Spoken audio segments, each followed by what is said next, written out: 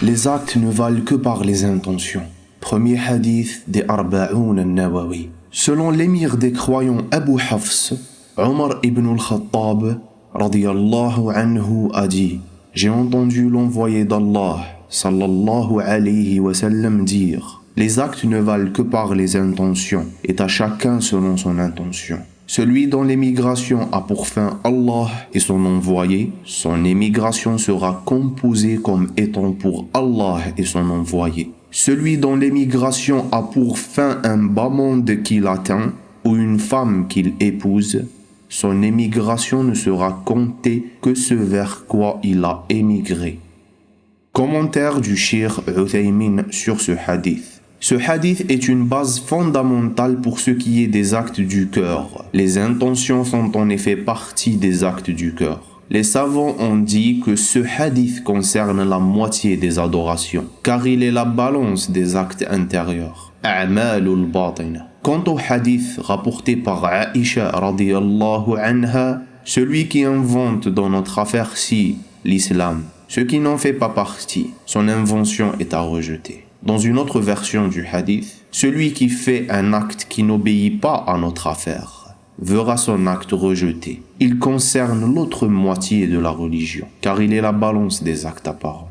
On déduit des paroles du prophète, sallallahu alayhi wa sallam, les actes ne valent que par les intentions, qu'il n'y a pas d'acte sans intention. En effet, tout homme doté de raison, libre dans sa décision, ne peut faire d'acte sans intention.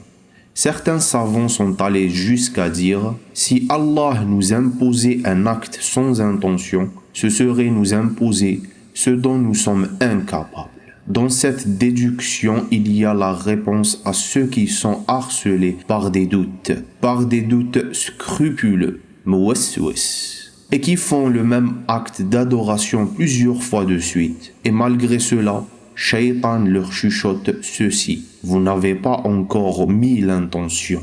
Nous leur répondrons comme suit: non, vous ne pouvez pas faire d'acte sans intention. Détendez-vous donc et abandonnez ces suggestions. Leçon tirée de ce hadith. L'homme est récompensé ou châtié ou prié de la récompense en fonction de son intention. Le prophète, sallallahu alayhi wa sallam, a en effet dit: celui dont l'émigration a pour fin Allah et son envoyé, son émigration sera comptée comme étant pour Allah et son envoyé. Les actes sont jugés en fonction de ce vers quoi ils aboutissent. Il se peut donc qu'une chose qu'il est à la base loisible de faire devienne un acte d'obéissance. Quand on a l'intention de faire par cette chose un bien, comme par exemple le fait de manger et de boire, dans l'intention d'avoir plus de force pour accomplir convenablement les actes d'obéissance à Allah, dans ce sens, le prophète sallallahu alayhi wa sallam a dit, en parlant du suhoor, le repas qu'on prend avant de commencer notre jeûne: prenez le repas de la fin de la nuit, il est toute bénédiction. À l'enseignant de donner à ses élèves des exemples qui rendent évident le statut légal de la chose. Le prophète, sallallahu alayhi wa sallam, a en effet donné comme exemple de l'émigration, hijra, qui est le déplacement du pays de l'associationnisme, shirk, au pays de l'islam. Et il a montré que l'émigration, qui est un seul acte, peut être pour une personne une récompense et pour une autre personne une privation de la récompense. Celui donc qui émigre pour Allah et son envoyé sera récompensé et il atteindra son objectif. Tandis que celui qui émigre pour acquérir les biens de ce bas monde ou pour épouser une femme, il sera donc privé de la récompense dans l'au-delà. Ce hadith s'applique au chapitre des adorations, celui des transactions, celui des mariages et à tous les chapitres de jurisprudence. Fiqh.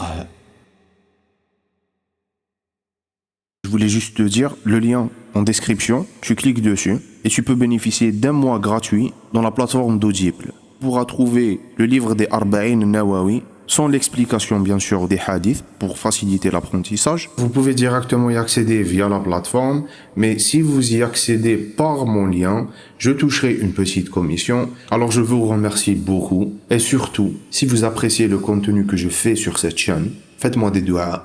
Wassalamu alaikum.